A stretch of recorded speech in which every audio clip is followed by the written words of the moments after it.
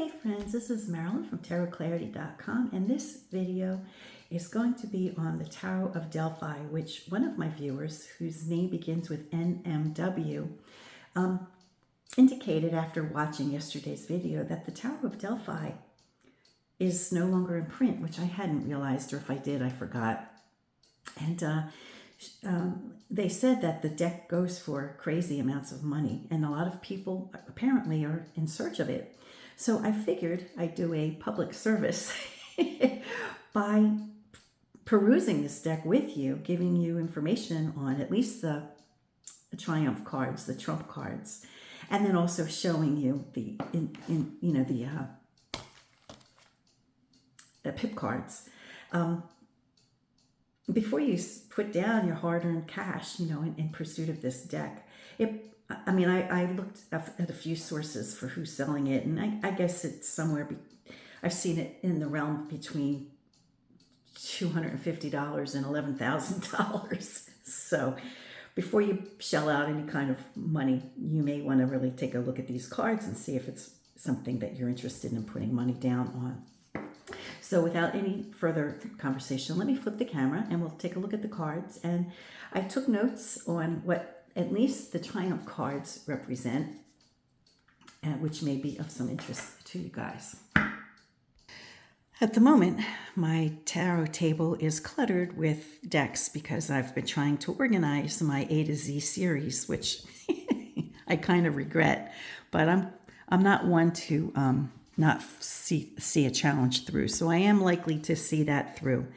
But at any rate, so this deck, as I mentioned, is the Tarot of Delphi. It was a Kickstarter in 2014, which I supported and purchased. My records indicate when I went back to see what I paid for it, I only paid $35 for it. Created and curated by J.D. Hildegard Hinkel. A fine art deck.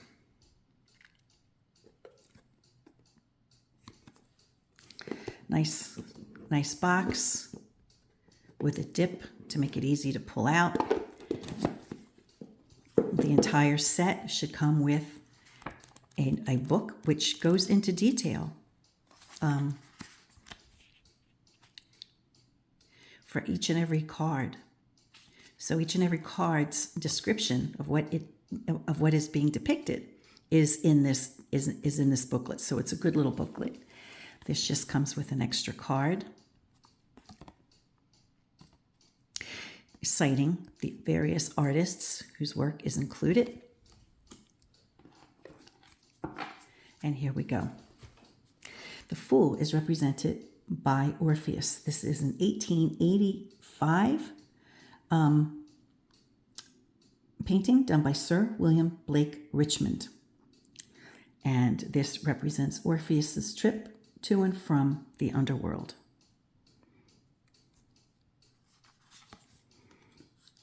The Magician is represented by Medea. This painting was done in 1868 by Anthony Frederick Sandys.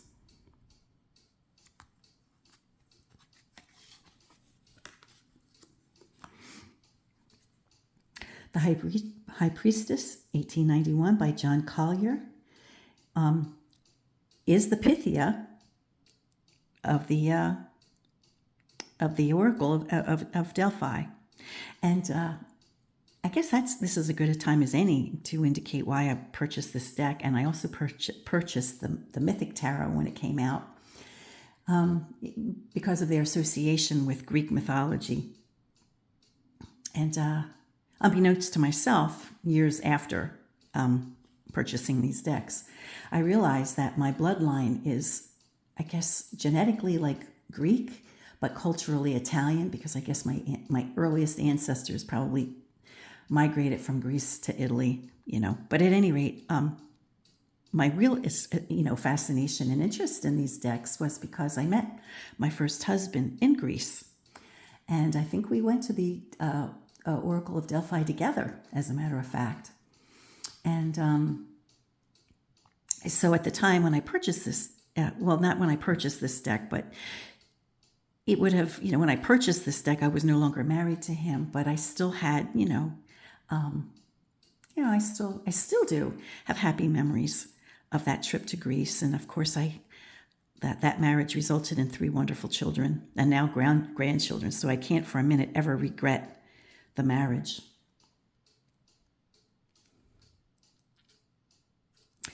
But this I believe is the Pythia, the actual oracle of Delphi, and I don't know if the camera's picking it up, but you can see the vapors coming from the crevice in the rocks. Really cool place. Know thyself. Okay, now we have 2 representations of the Empress. The one Empress is represented by Zenobia. This one was painted in 1888 by Herbert Gustav Schmaltz. Zenobia rebelled against the Roman Empire. She was a formidable leader. The alternate Empress is called Roses of Youth by Henrietta Ray. She represents, this card, the figure in this card is Venus. In Greece, it would have been Aphrodite, the goddess of love and fertility. And so many people would attribute this to the Empress. But I like this one being attributed to the Empress because she is a equal in who is being portrayed as the Emperor. Here we have a painting by Sir Lawrence Alma Tadema in 1878, representing the gentleman here is Constantine I, a philosopher king who was a brilliant military strategist. So I imagine that if you want to give the Emperor and the Empress equal footing, that this one would be a better match. But many people do describe the Empress as fertility and sweetness and all that. I also want to mention that the dates on these paintings, I was interested in also because I was, a student, still am a student of art. I went to professional art school, and I would have learned, and I did learn, that many of these paintings here, for example, were the paintings that were occupying the salon walls, the fashionable, the polite society walls in art. But the period of time that this art is from, in the late 1800s, right? Who do we really remember? We remember the Impressionists. We remember the more avant-garde artists. And many of these artists, despite how hugely beautiful many of these paintings are not the ones that history readily recalls. So I think that's an interesting thing to point out. But okay, at any rate, they call this the Hierophant. And this painting was done by John William Waterhouse in 1877. I took notes, so bear with me as I turn the page. And this scene is referencing a healing temple where I believe children were brought. So the Hierophant here is being represented as a type of healer. The Lovers, Cupid and Psyche, 1890, painting by Annie Louisa Swinnerton. And their story is a story of choices.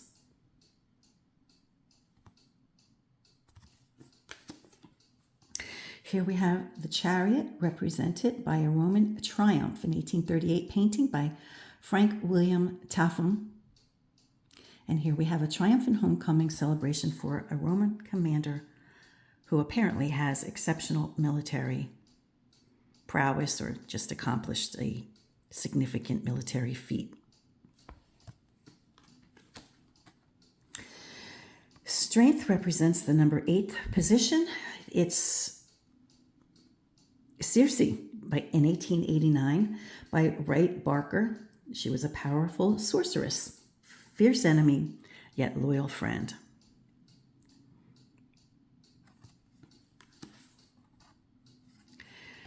The Hermit, many times, is represented by Diogenes, right? This painting was done in 1882 by John William Waterhouse, Diogenes was a philosopher who challenged the moral and intellectual hypocrisy of his time. He carried a lantern in daylight in search of an honest man. He philosophized that happiness can only be realized by a simple life, or by living a simple life. Now, I've contended in many of my videos that the hermit, which was in the Italian decks typically representing age or wisdom or old ways or time passing, because and he carried not a lantern but a hourglass to represent time dripping. And I contend that when it migrated to France, the deck, the portrayal of the number 9 card, the hourglass, was changed into a lantern. Maybe it was mistaken for the story of Diogenes. And so the hermit became Diogenes, represented with the lantern, which can represent a different tale, right? Can give a different meaning. Or you could merge the two meanings of time and wisdom, because Diogenes was certainly wise, with the idea of the importance of living in a dignified or life of integrity. Okay, number 10, threads of fate in place of the wheel of fortune.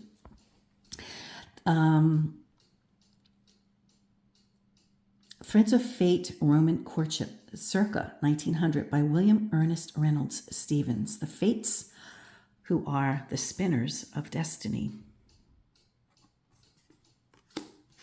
Justice, Circe, once again being represented, offering the cup to Ulysses, 1891, painting by John William Waterhouse.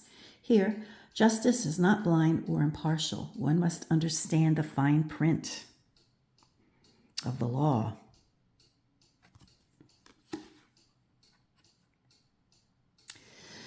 "12, the nymph finding the head of Orpheus in place of the hanged one. This painting, 1900, by John William Waterhouse. Again, he's represented a few times in this deck. This is a sacrificial figure symbolizing mythic transformation. And many people see the hanged man as a sacrifice. I don't, but many people do, particularly in the Rider-Waite-Smith tradition, and transformation. Here we have death, which is called the veil, which means farewell, 1913, by Arthur Hacker.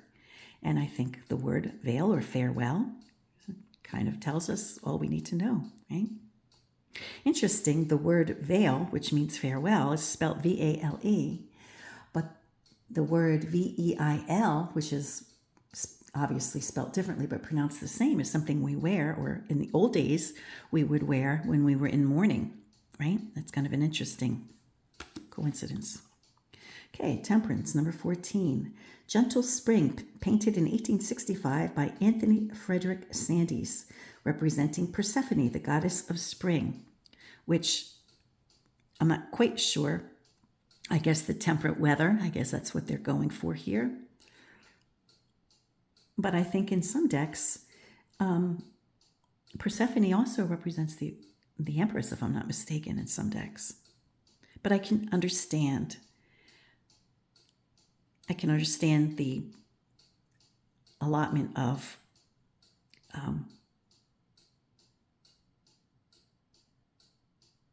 of a Persephone into this card too. It's not how I would interpret it, but I can understand it. Okay, here we have the Siren in place of the Devil. The Fisherman and the Siren, 1856 to 1858, somewhere in that period of time. Lord Frederick Leighton made this painting.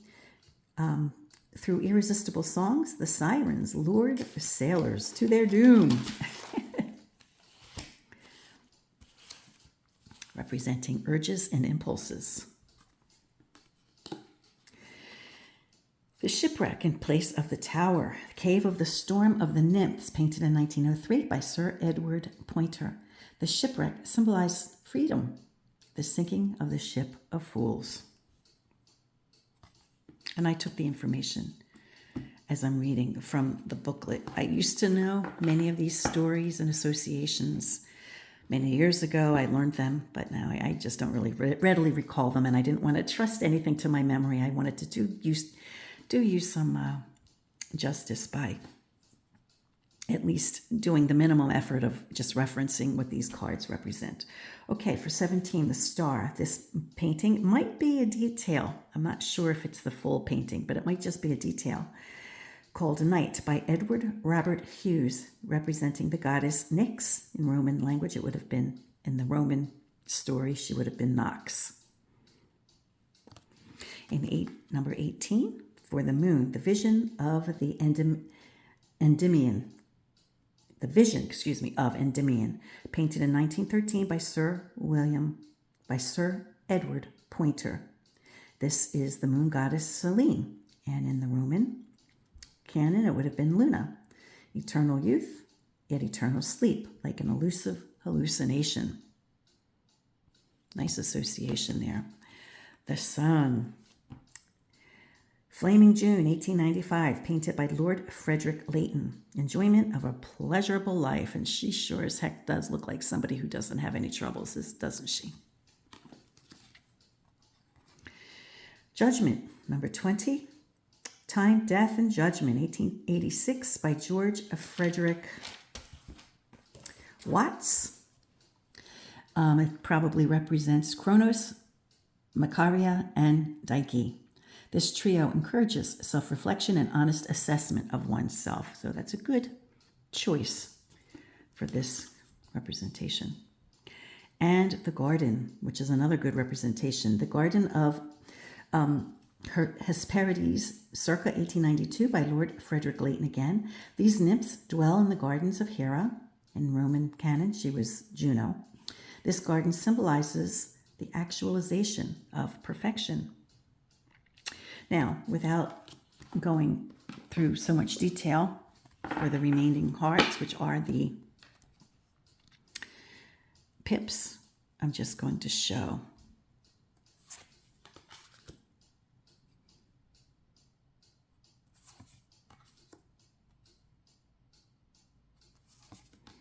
But these paintings, all of these paintings would have been the ones that were occupying the walls of the most fashionable salons. And, the wild beasts, like the Fauvists, as they were known, and the Impressionists, these names that were given to those contemporary artists of this period of time were not complimentary terms at the time, but those artists embraced those names. And that's how we know them today. But these would have been the paintings that were considered the masterpieces of that period of time. And there's no question that they're beautiful. I think that the rebellious artists were challenging the idea that we no longer need to have photographic type images because we have the camera for that. And now they could explore and they could see the world differently. But everyone loves a good representation, I think.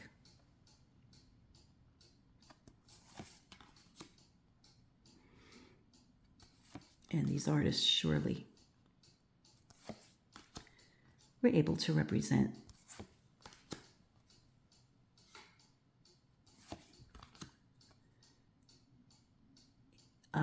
mythological, a lot of times, mythological or biblical stories, which of course, just like tarot always kind of was, a source of inspiration for living a good life, right? And so these paintings, not that they were ever originally intended to be part of a tarot deck, but they were also, at this period of time, they were stories that told from antiquity, right? Relaying messages of of, what a lovely painting. We see this many times reproduced. Enchantress of Cups. And some of these paintings are more familiar to us than others.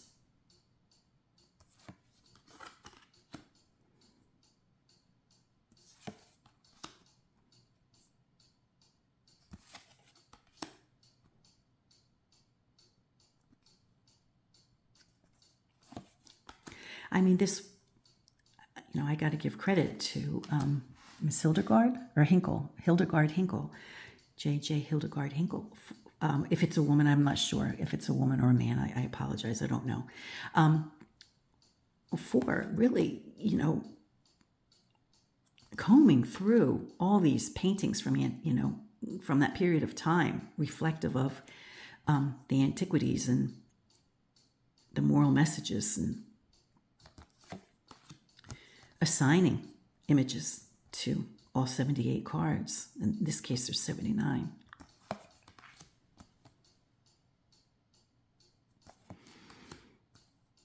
I'm not really quite sure I understand why the deck went out of print. I guess that would suggest that it wasn't a big seller, or they just did their run, and when they were finished, that was it. You know, I don't have a number. What a lovely enchantress she is. I don't know what makes a deck go out of print. I imagine, you know, it could have just been they printed X amount, and X amount was done and was sold, and that was that. And they were satisfied with what they did, and they didn't run it again or do a second running or anything like that. Or maybe, yeah, that must be the reason, because certainly as long as they have cards in stock, they would sell them. I mean, why would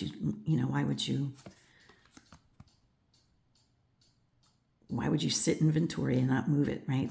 You want to move it. So I guess that they just didn't want to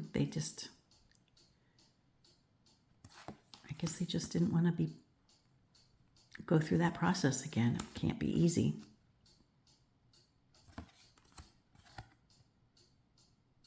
So we see that there's a change of names for the court cards, which I didn't mention as we were going along, but we have the artisan for each suit, the devotee, which I believe the artisan would be the page, right? I believe the devotee would be a higher rank.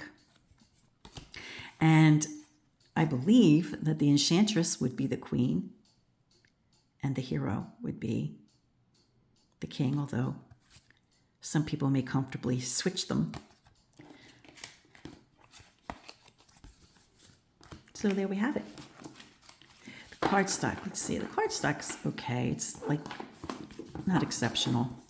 They're large. I mean, this is the first edition.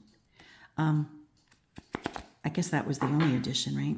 They're large, can't easily be riffle shuffled. I have long fingers, right? And I still can't riffle shuffle it. It's wide. It's got a nice lamination.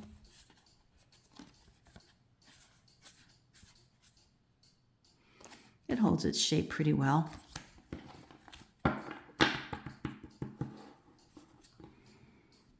It's not edged or anything.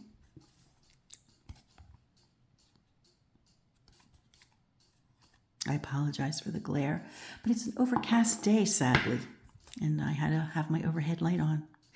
All right, friends, well, I hope you found this nice, especially if you're thinking of purchasing this deck, and I just thought I'd give it some attention since I never gave it any attention. I bought it before I began this channel, so I may have already forgotten about it by the time I was doing this channel. Till next time, friends, peace, be well, stay kind, and do no harm.